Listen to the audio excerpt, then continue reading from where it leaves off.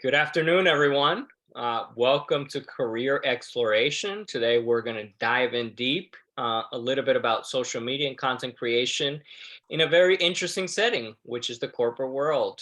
So obviously, as you all know, we've been doing this series with our partners at TransPerfect for a number of years, and we're digging deeper into what it's like to work in different positions at the company.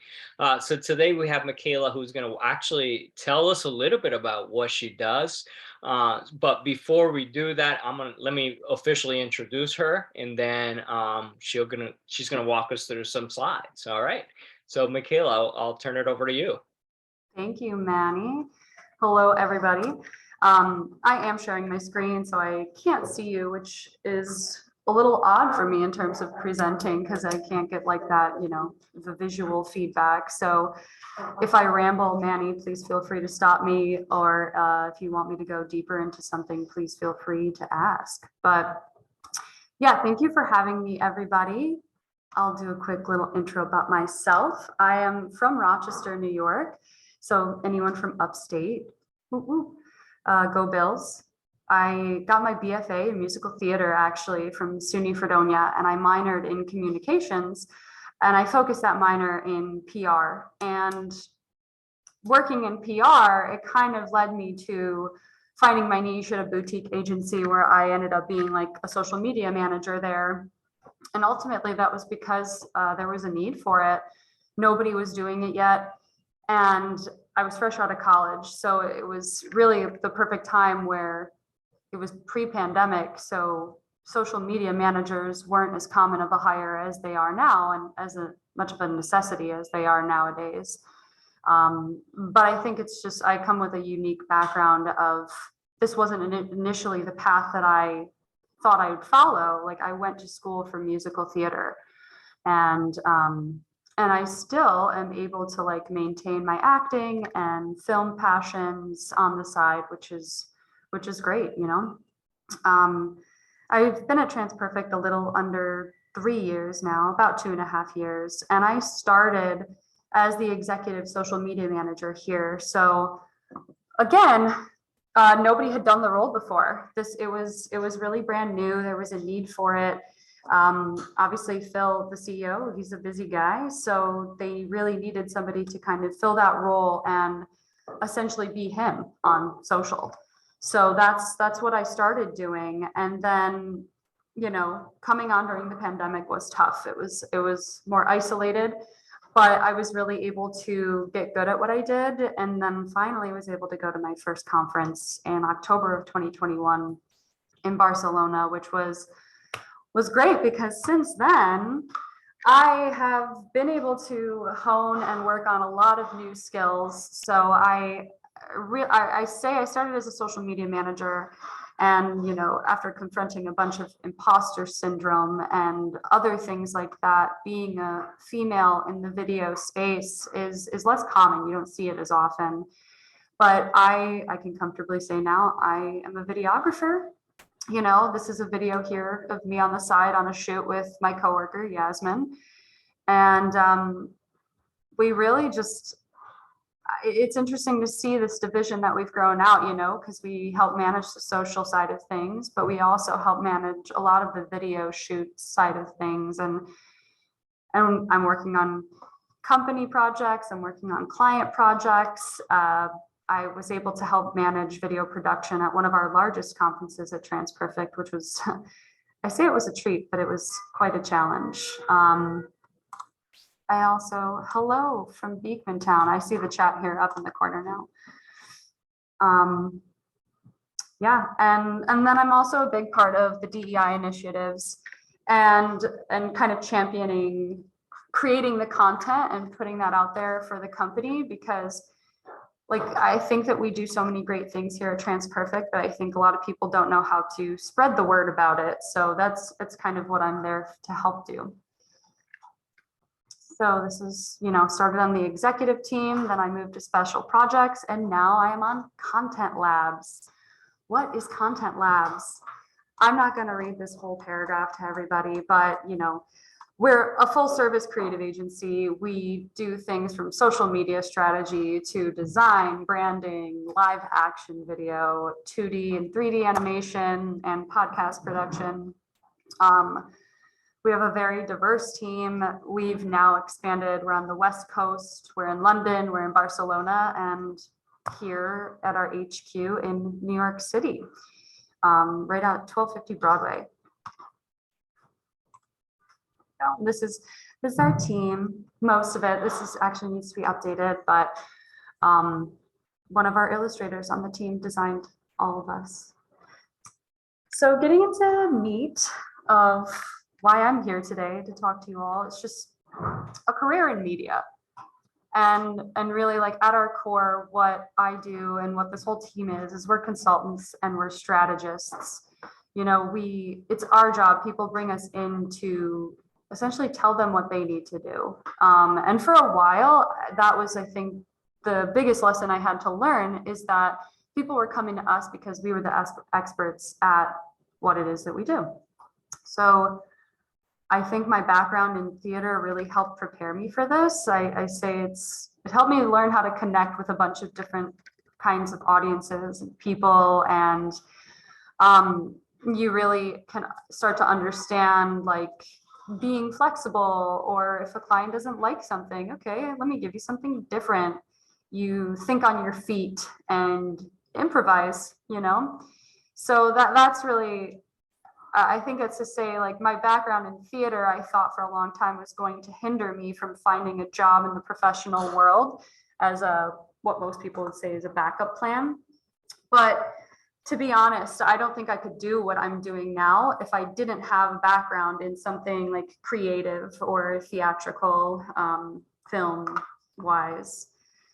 And then also another important factor is, like, we really have to stay up to date on the trends. So, like, have your finger on the pulse of society.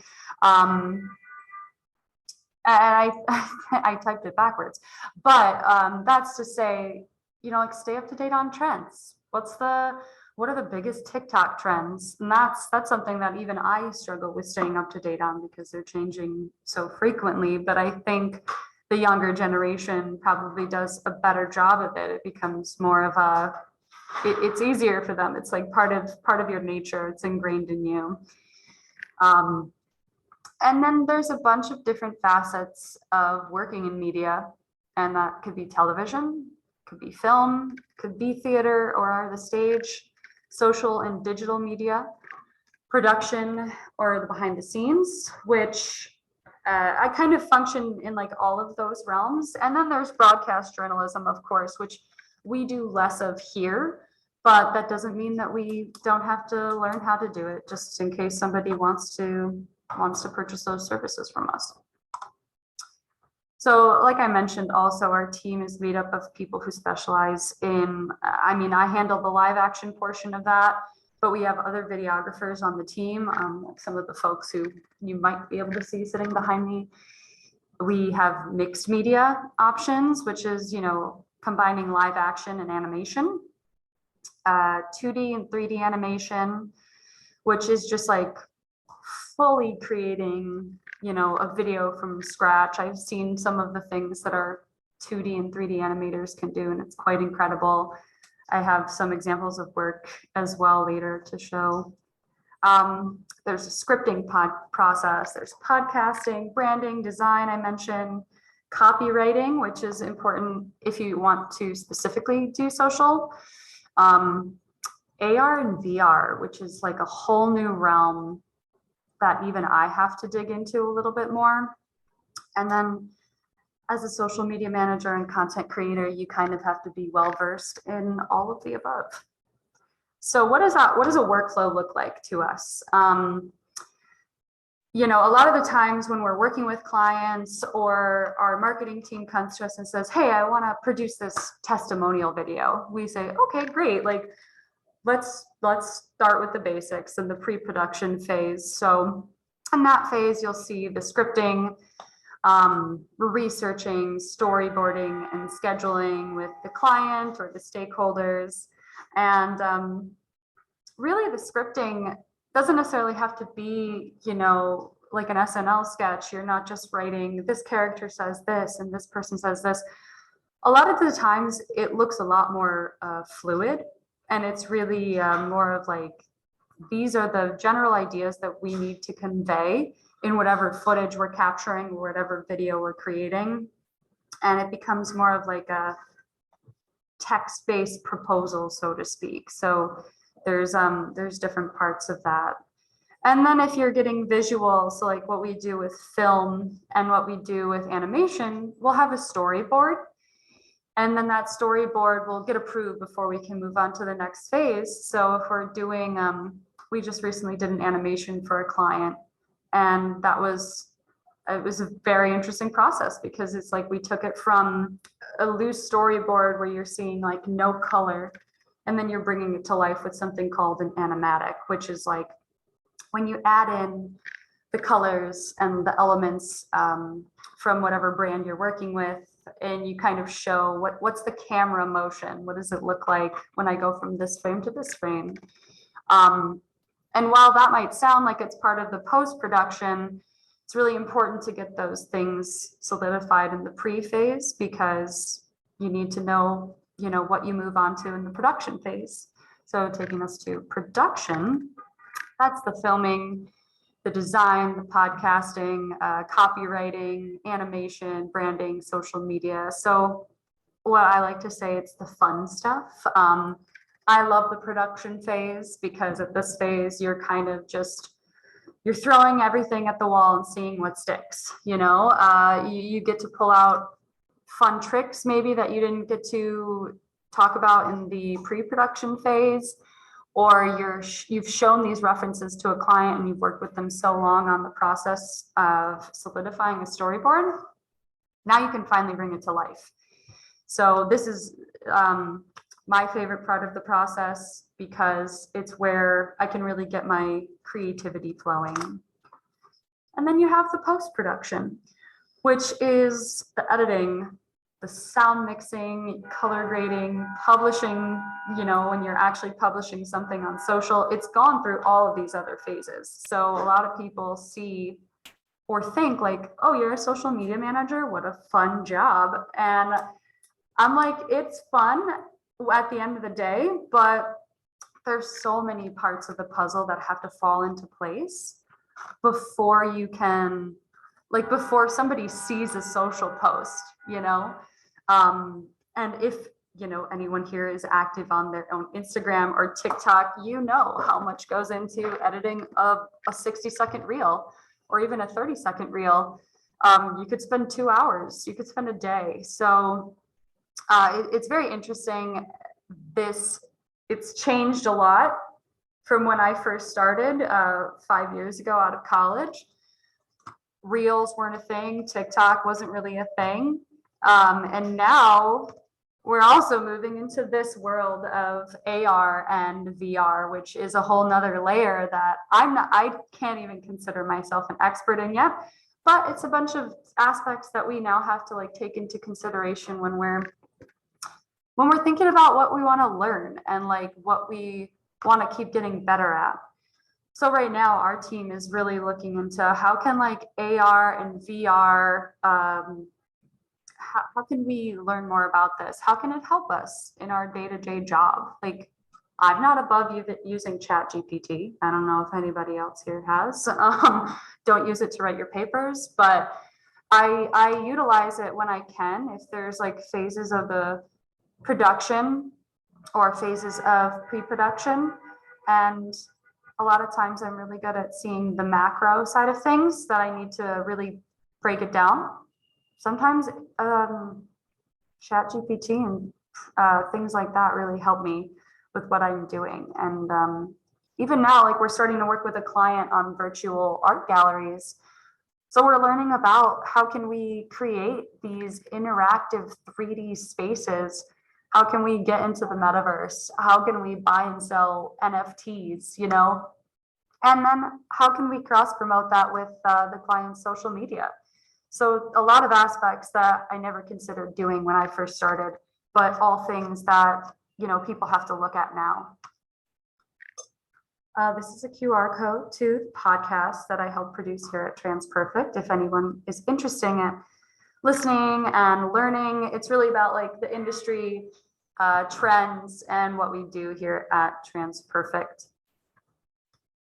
I can also send this around too if anybody wants that. But this is, I included this because this showcases like the branding and the design that we do here on the team. And this brand, I should have probably shown the different forms that it's gone through, but it's really the evolution of it from when I first started 2.5 years ago. It's a completely different look and feel, and a completely different website and style from what we were doing. And now, I mean, some people might say podcasting is dead. I still enjoy it as a medium for this, but the brand is something really big to consider. We thought it was something no one was listening to, and then we realized, well, we've got to put our all into it so that people start paying attention, and thus this branding was formed. And then we have just our video work overall, which is really the core of the business that we do here. And again, I can resend this QR code if anyone is interested in actually checking out any of our video work. But I mentioned like the live portion, this was a testimonial shoot that I did here at TransPerfect. We've done these little animated videos like e-learning, and we've done like straight animation, which this sample down here was another one that we kind of took from its baby form and worked its way through the full script. So this portion, not as much interactive, but more just a self-reflection for everybody. So if you have pen and paper, iPad, if you're taking notes here on Zoom, or even feel free to drop answers in this chat if people are on their own computers. But as you're figuring out, like, if you want to go into a career in media, there's obviously so many different parts to that. So what do you enjoy? Question number one, what's the most enjoyable part of that for you? Or like, what gets you excited to want to work on those projects? So I'll give everyone a moment to reflect or drop it in the chat.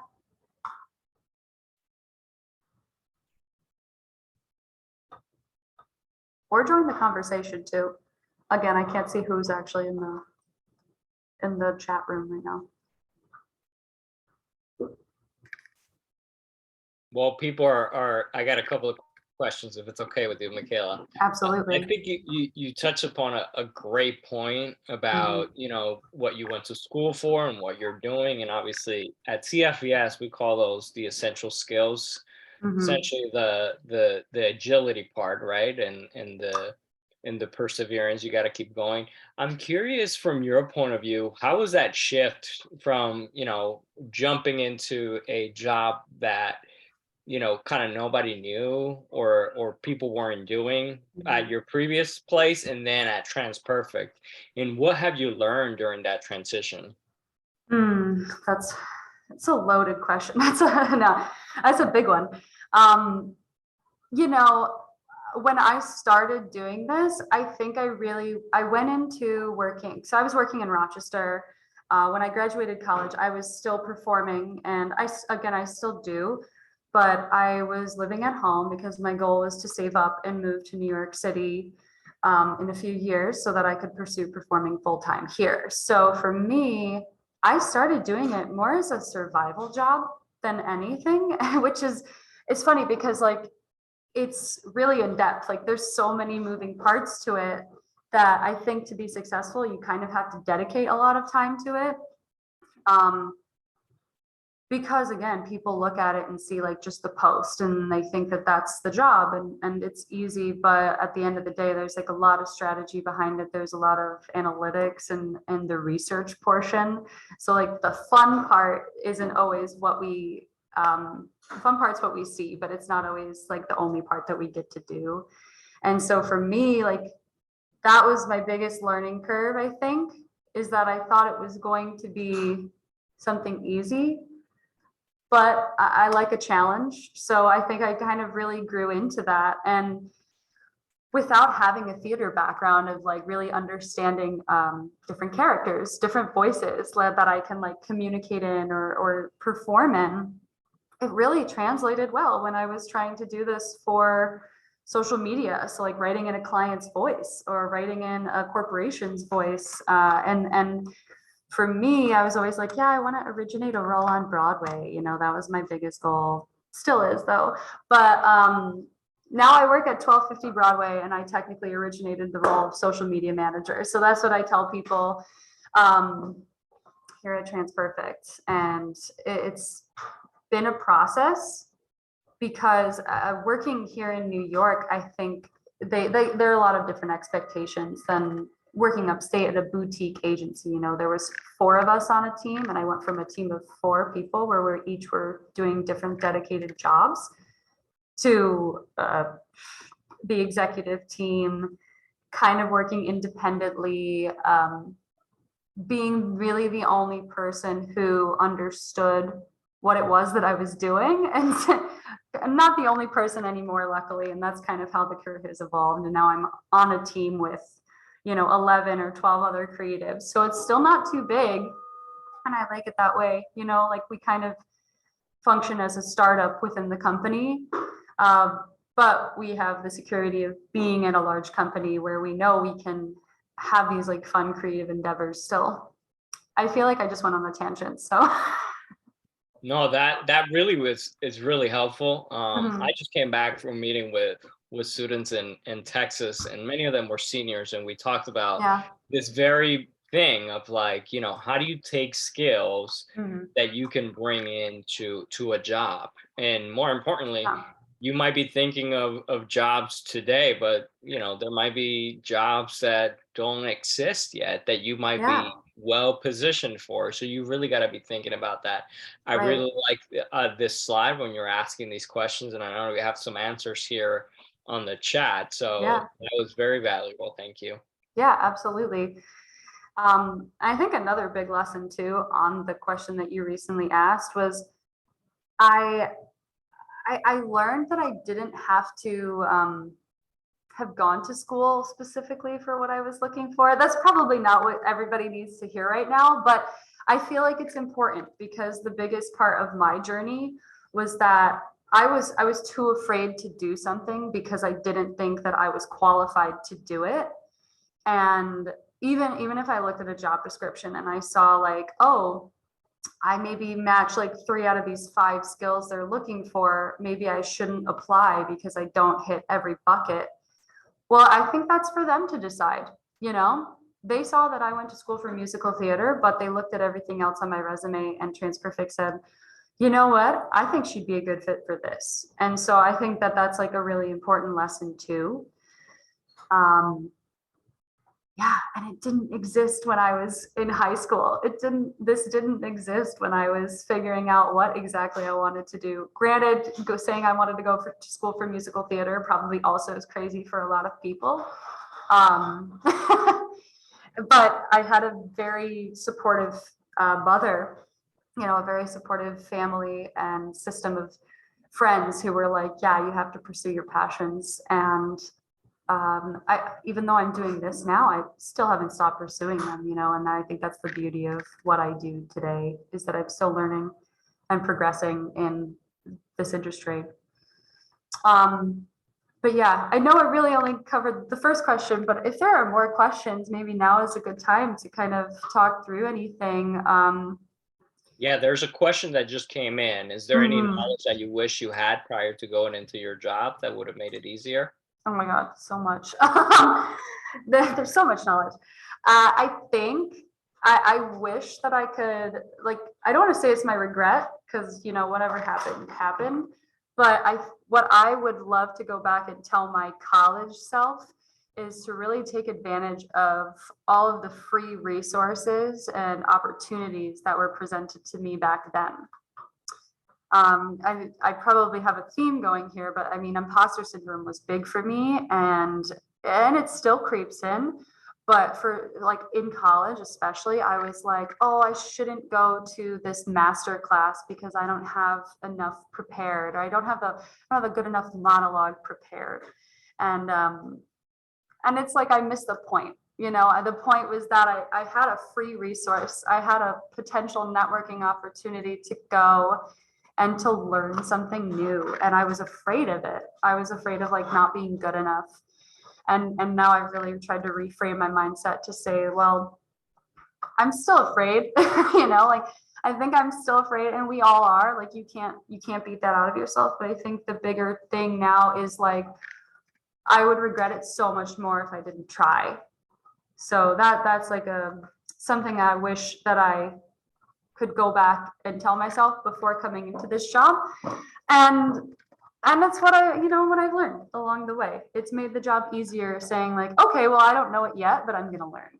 So, I think that that's so helpful because I mean, obviously, we work with students who are thinking about their futures and maybe mhm, they don't want to go for going into engineering because they don't feel like right. they're good in science, or maybe don't have a strong math foundation. But I think what you mentioned, obviously, the key here is you just have to have that, almost like that appetite of wanting to Yeah. learn, and use the fact that when you're in college, you have all these resources. Mhm, Like, try it out. You don't know what you're gonna, the beauty of trying right. it out and what you're gonna learn about yourself. So thank you Right. for saying that. Yeah. Yeah. Cause I mean, like, even now, it's like, I thought I had to have it all figured out in high school, and I really thought that I did have it all figured out. And then it just like, things get turned on their head. The pandemic happened. My life changed completely. I was performing and that stopped. And I was a personal trainer actually at the time, and gyms closed. So I was left like, okay, well, the skill that I still have is social media. So that's when I, pivoted again. And I think it's just about remaining flexible, being willing to learn new skills. And instead of being afraid to learn those new skills, being like just really having an open mindset and being ready, being ready to like learn something new. So those are my biggest takeaways from working at TransPerfect. And I know we're talking about like setting goals and stuff for ourselves. So I just switched to my next slide, but it's a simple thing. And this was something I actually learned when I was personal training, is setting SMART goals. And, we do that with clients, but I think it's really good to do it for yourself. I try to revisit it every month, every year or so, and it's like, okay, I can look back and say this in 2022, I achieved 5 out of the 8 goals that I set for myself, or something along those lines. So I think I know myself, I can get scared thinking like, I really want to hit this goal, but then I don't, because I'm like, how do I even start? And it all starts with just one small thing. And it could be a small 5-minute action. It could be like, okay, if I want to go to school for social media management, what's one thing I can do today? Well, I can watch a YouTube video about the specific design thing that I want to learn. Or I could start playing around with Adobe Premiere Pro or InDesign, and find templates that I like. So it's all these small things. And I think I just watched a video the other day, and it was like, if you spend 100 hours in a year or something like that, and it's like broken down, it's like 18 minutes a day on a task. You spend 18 minutes a day, you'll be better than 95% of the world at that task. Yeah. Something, it was like a TED talk or some interview or something that I was watching on LinkedIn. And I was like, wow, that's crazy. So all it takes is 18 minutes you can spend on something each day. And that sounds a lot easier to do than 100 hours in a year. It sounds a lot easier broken down that way. So I see there's another question too from Steven. Do you have a favorite video that you helped make that really sticks out to you? They're all my favorite. Now, probably the one that we just finished, if oddly enough was not live action at all and I didn't film it, but it was like my baby, where really was one of the first major clients that we've worked with in gaming. And we helped create a video for them. I don't know if I have, oh, here it is. So it's the Match Masters video here, which was for a mobile game. You know, the team, we worked together to help with the scripting process, storyboarding, animatic, and creating this 3D animation. So I was the project manager on it. And again, I did not do the animation for it, but helped bring that to life. And these other two pieces of work are also things that I had hands in. The Music City Bowl, you'll see that's all my footage, which is really exciting. And the team here helped edit that together. And then next podcast, it's not a video. Well, it's technically a video now, but it's a podcast. And it was like one of those things where if somebody asked you, oh, what do you want to do in 5 years at work? I wasn't thinking like, yeah, I want to help produce a podcast. But it just kind of happened, like you fall into things. And that is another, one of the lovely things about being at TransPerfect too, is that I didn't know things, I didn't know what I didn't know, I guess. Like things presented themselves to me and I was like, oh, cool, I could do that too. Yeah, sure. I'll try it. So yeah. Well, I don't know. I know we're bumping into a little bit of our time, and we want to be mindful. But those examples are great, and just as a reminder, folks, those QR codes, all you got to do is open up your camera app, and boom, you can open it up. Scan it, and I can send them over too if people want to check it out later. I have resources too, which I'll just leave up here if anybody's interested in just like learning, checking stuff out. You know, TransPerfect blogs. Career Contessa was a great site for me and for any women, but you know, it's more than just women, but it's geared towards females looking for positions in business or anything like that, which I think is a great resource. LinkedIn Learning, YouTube University. Everyone is a student of that. So yeah, those are my thoughts on resources. But yeah, I don't know if did another question just come in? I think that was, well, yeah, if there's anything you would want to take on a project in your personal time using the skills that you have, what would it be? Wow. Well, like I said, I like still try to perform and stuff on the side. And right now I'm in flux of trying to figure out like balancing the personal and professional lives and getting back into the theater. But to be honest, I would love to just do like a short film. And I would really love to like just write it, direct it, star in it, and help kind of produce the whole thing for fun. So I think that's probably what I will do next. I'll sign up as a volunteer. Yeah, you want to be a background? You can help me work on it. I'll take people. Yeah.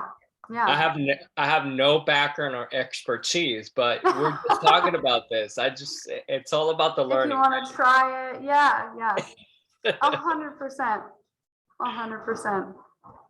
Well, Michaela, thank you so much. We really appreciate you chatting with us today and imparting some great knowledge with us. And we look forward to continuing the series. And please think of me on that special project that you'll be working on. Yeah, I'll definitely let you know. Right. Manny is so photogenic, it'll work. Yeah. That's what I said. Thank you, Steven. Well, thank you so much for having me. I really appreciate it. And don't hesitate to reach out to me as well. I'll drop my email in the chat if that's easier. Yeah. I can also send that over. Yeah. All right. Thank you. Thank you, everyone. Happy Monday. Bye.